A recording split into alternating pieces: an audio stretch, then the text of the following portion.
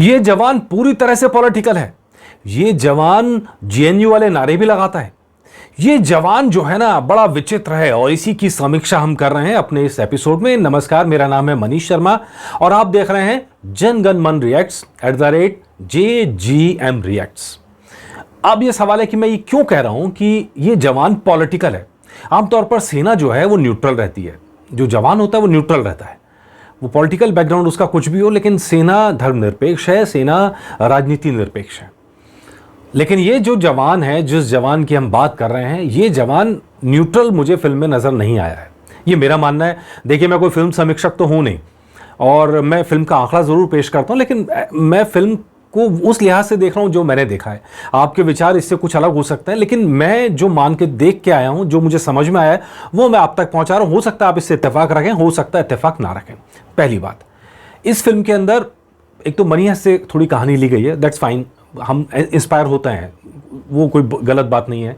बहुत सारी चीज़ें मिली इस फिल्म के अंदर नज़र आ रही, मिली हुई। द वेडनेसडे फिल्म मुझे नज़र आ रही है, जिसमें नसीरुद्दीन शाह और अनुपम खेर आमने सामने थे, और आतंकवादियों को मारने के लिए नसीरुद्दीन शाह एक पूरी प्लानिंग करते हैं। बड़ी शानदार फिल्म थी, बड़ी पावरफुल फिल्म थी। मुझे कुछ कुछ हिस्सा रंग दे बसंती का याद आ रहा है, बहुत ही पावरफुल फिल्म थी। लेकिन रंग दे बसंती भी कहीं ना कहीं एक एजेंडा को लेकर चल रही थी, और मुझे ऐसा लगता है कि जवान फिल्म भी एक एजेंडा को लेकर चल रही है। वो एजेंडा इसके अंदर नजर आ रहा है, कैसे, वो आपको मैं उदाहरणों के जरिए समझाने वाला हूं। ठीक है जी, आपको पसंद आएगा तो बताइएगा, नहीं पसंद आएगा तो बताइएगा। पहली फिल्म की जहां से शुरुआत, मैं कहानी आपको नहीं बता रहा हूं, कहानी जिसको देखने वो जरूर जाके देखें। मैं वो इश्यूज उठा रहा हूं जो फिल्म में उठाए गए हैं। नंबर 1, सबसे पहला जो इशू इस फिल्म में उठाया गया है वो है गांव के किसानों का कर्ज का। सवाल उठाया गया है कि एक मर्सिडीज वाले का लोन जो है वो ट्रैक्टर के लोन से सस्ता क्यों है। और ये सवाल कौन पूछ रहा है? खुद मर्सिडीज चलाने वाला ये सवाल पूछा है। इसके पास एक से एक महंगी गाड़ियां हैं, जिसने इतने सालों के अंदर, अपने पूरे करियर के अंदर, एक बार भी किसानों को लेकर एक ट्वीट नहीं किया होगा, एक मुद्दा नहीं उठाया होगा, एक आवाज नहीं निकली होगी जिसके मुंह से। उसने एक पूरी फिल्म बनाई है और जिसके अंदर इशू उठाया है किसानों का, किसानों की आत्महत्या का।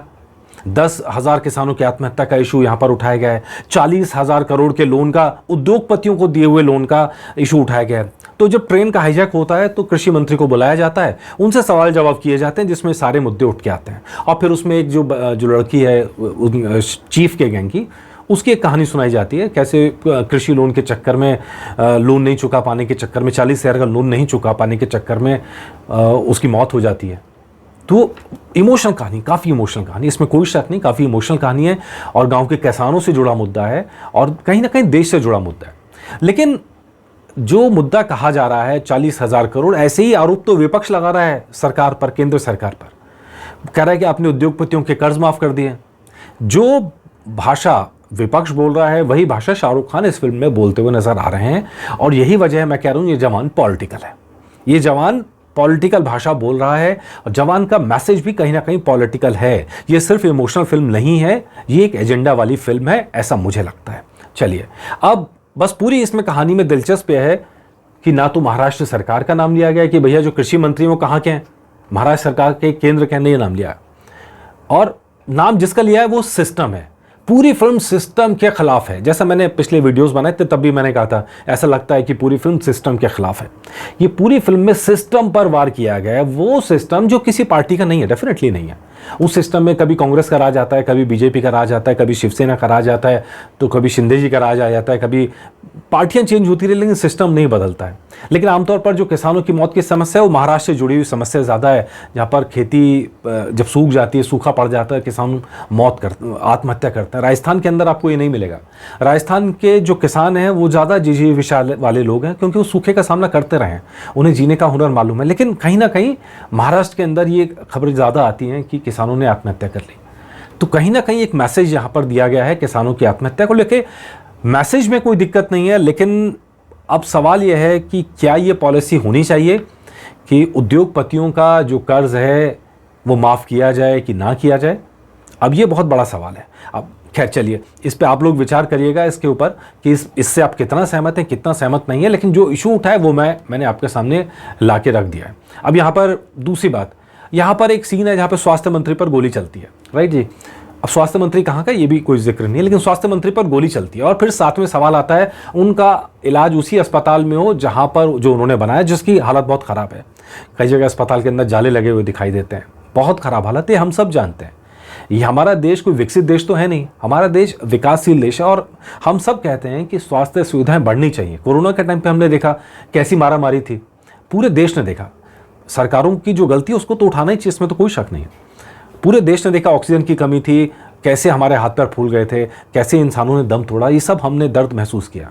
लेकिन फिल्म उससे ऊपर जाती है। ये फिल्म एक केस का जिक्र करती है, नाम बदल दिया गया है जाहिर तौर पर, कफील खान। अगर आपको याद होगा, उत्तर प्रदेश के गोरखपुर में केस हुआ था डॉक्टर कफील खान से जुड़ा हुआ, जिसके अंदर बात थी कि कफील खान पे इंसेफेलाइटिस के जो मरीज थे 30 बच्चे थे, लापरवाही से उनकी मौत हो गई, जिसकी वजह से उनके ऊपर केस चला।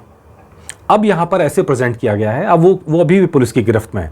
अब यहाँ पर पूरे केस को ऐसे प्रेजेंट किया गया है कि जो एक डॉक्टर है, यहाँ पे एक महिला डॉक्टर है, कफील खान का नाम नहीं है, कि एक महिला डॉक्टर है, उसने बच्चों को बचाने की हर मुमकिन कोशिश की।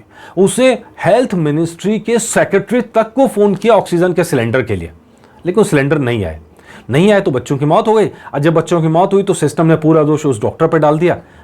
अब सवाल ये है, क्या यहाँ पर जो जवान है शाहरुख खान है, आज़ाद जिनका नाम है, आज़ाद, ध्यान रखिए आगे इस पर भी चर्चा करूँगा, तो जो आज़ाद है, क्या वो जो स्टेटमेंट क्रिएट करता है ये वाली, तो क्या वो ये बता रहा है कि डॉक्टर कफील खान का केस ऐसा ही था, फर्जी बनाया गया था? ये सवाल अपने आप में बनता है और इसी सवाल के बेस में मैं कह रहा हूं कि फिल्म पॉलिटिकल फिल्म है, एजेंडा वाली फिल्म है। ठीक है जी। अब एक जो तीसरा मुद्दा इसके अंदर है, डिफेंस डीलर, जो आपने प्रोमोज में देखे होंगे। काली आता है और काली कहता है मैं चौथा बड़ा डिफेंस एक्सपोर्टर हूँ। तो काली के खिलाफ ये पूरी जंग है, काली का जो पूरा सिस्टम पे कब्जा है उसका, और काली के खिलाफ ही जो उसके पिता की जंग है विक्रम राठौर की, और फिर आज़ाद की, अधिकतर जंग जो काली के खिलाफ है। अब यहाँ सवाल है कि ये जिस मुद्दे की मुझे याद आती है वो राफेल का मुद्दा है। इससे पहले हम याद करिए, रंग दे बसंती जब आई थी तो उसमें MiG-21 का केस था और जिसमें सरकार का नाम नहीं लिया गया था, लेकिन जितने मंत्री थे उनके गले में दुपट्टा था भगवा रंग का। तो उस बेस पे आप कह सकते हैं कि कहीं ना कहीं बिना नाम लिए मंत्रियों का नाम बदल के कहीं ना कहीं एक एजेंडा था, एक प्रहार था सरकारों के पर कि भाई ये तो, मतलब एक खास सरकार की वजह से ऐसा हुआ। जबकि सच ये है कि वो पूरी डिफेंस डील किसी एक सरकार की नीति सालों साल का नतीजा होता है। और अब जब विपक्ष सरकार पर हमले कर रहा है डिफेंस डील को लेकर और खासकर राफेल डील को लेकर, तब वैसे ही डिफेंस डील के नमूने यहाँ पर आते हैं कि डिफेंस डील के ऊपर के जरिए सवाल खड़े किए जाते हैं, सिस्टम के ऊपर सवाल खड़े किए। मैं फिर कह रहा हूँ, किसी सरकार का नाम यहाँ नहीं लिया गया है, सिस्टम पर सवाल खड़े किए गए कि कैसे डिफेंस डीलर जो है उसकी पहुँच कहाँ कहाँ तक है। तो खैर ये तीसरा मुद्दा है कि जो विपक्ष की भाषा है लगभग फिल्म की भाषा भी वही है, और इसीलिए बात आती है। और चौथा जो मुद्दा है, इसमें बहुत जेन्युइन सी बात उठाई गई है, मुद्दा है कि इलेक्शन जब आए तो आपको सोच समझ के वोट करना चाहिए। हाँ जी, बिल्कुल सही बात है, इलेक्शन आए तो सोच समझ के वोट करना चाहिए। ये तो चुनाव आयोग भी बोलता है, यही सारे राजनीतिक दल बोलते हैं। लेकिन राजनीतिक दलों की हकीकत यह है कि कोई धर्म के नाम पे वोट मांगता है, कोई जाति के नाम पे वोट मांगता है। यहाँ तक कि ये कहने वाले कि हम जाति के नाम पे वोट नहीं मांगते, वो भी जाति के नाम पे वोट मांगते हैं। ये तो बड़ा गंभीर हमारे लोकतंत्र के लिए खतरा है, सही में है। तो अब इसका समाधान क्या है? समाधान यह है कि आप मेट्रो ट्रेन को हाईजैक कर लो, आप स्वास्थ्य मंत्री को गोली मार दो। क्या ये समाधान हो सकता है क्या? पूरे के पूरी फिल्म के अंदर मुझे, मतलब मनी हेस्ट मैंने देखा है, पूरा देखा है। मनी हेस्ट जब मैंने देखा, उसमें ना डकैती को एक कला बताया गया है और वो उस कला को छिपाने के लिए सरकार के खिलाफ एक चेहरा बनाते हैं। वो चेहरा लोकप्रिय होता है। कुछ कुछ वैसी कहानी यहाँ पर भी है, लेकिन वैसी बारीकी यहाँ नहीं है। यहाँ जिन मुद्दों को उठाया गया है वो बहुत निहायती पॉलिटिकल मुद्दे हैं, और इसीलिए मैं बार बार कह रहा हूँ ये जवान पॉलिटिकल जवान हैं। और सबसे आखिर के अंदर आप चीज़ सुन लीजिए, फिल्म में गरीबी से आज़ादी चाहिए, इस तरह के आज़ादी वाले नारे जो है ना, जो JNU में अक्सर आपने सुने होंगे, वो सारे नारे यहाँ पर आपको सुनाई देने वाले हैं। जब इलेक्शन की बात आती है तो ये कहा जाता है कि जब आप सही चुनेंगे तो आपको गरीबी से आज़ादी मिलेगी, इससे आज़ादी मिलेगी, उससे आज़ादी मिलेगी। सवाल ये है कि इन आज़ादी वाले नारों की ज़रूरत क्या है? ये नारे तो आजकल पाकिस्तान में लग रहे हैं कि हमें सरकार से आज़ादी चाहिए, हमें हुक्मरानों से आज़ादी चाहिए। यहाँ मेरा सिर्फ यही सवाल है कि आखिर इलेक्शन ईयर में 2024 से ठीक पहले ये एजेंडा वाली फिल्म क्यों लाई गई है? मतलब मैं फिर कह रहा हूँ, मैं कोई भाग्य विधाता नहीं हूँ जो मैंने लिख दिया पत्थर की लकीर हो गया, लेकिन मुझे ऐसा लगा, वो राय मैं आप सबके साथ साझा कर रहा हूँ। आप मुझे ज़रूर बताइएगा कि आप मेरी राय से सहमत हैं या नहीं है, या आप जैसा आपको लगे। आपके कमेंट्स का इंतजार रहेगा। नमस्कार।